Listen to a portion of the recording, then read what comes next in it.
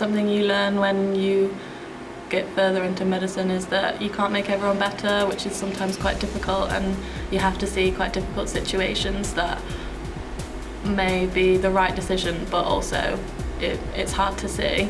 So I'd say that's probably one of the hardest things. It's quite time pressured at the moment, so you often have a lot of important decisions to make in a short period of time, and you have to be able to think on your feet, which does get tiring at times, but there's always colleagues around to help you. It's just a bit of like an adjustment when you finish being a student, you become a doctor, learning to think that quickly. I think the hardest part of being a doctor is the work-life balance. I think you have to know before you apply to medical school that that's something that you really want.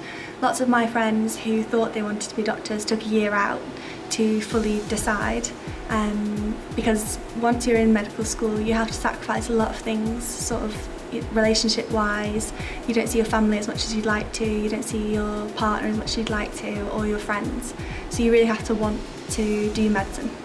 Obviously I'm not a doctor yet, but the worst thing probably about being a doctor is sort of the stress that it can give you, and sort of the negative things that you do see.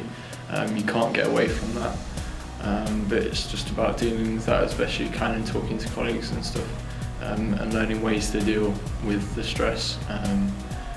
And you know, people do die, and it's just learning to deal with that as a doctor. I think it's possibly got to be sort of the level of responsibility that you have for delivering bad news and things like that. That's been some of the more difficult consultations I've witnessed so far, have been delivering the bad news, but also some of the hours that you have to work, even sort of when you're high-level consultant in some of the specialities such as emergency medicine and stuff like that. Probably having to deal with really sick people can be challenging, especially if it reminds you of things that maybe from your own personal life, and I think looking to the future, I think it will be difficult to sort of balance work and personal life.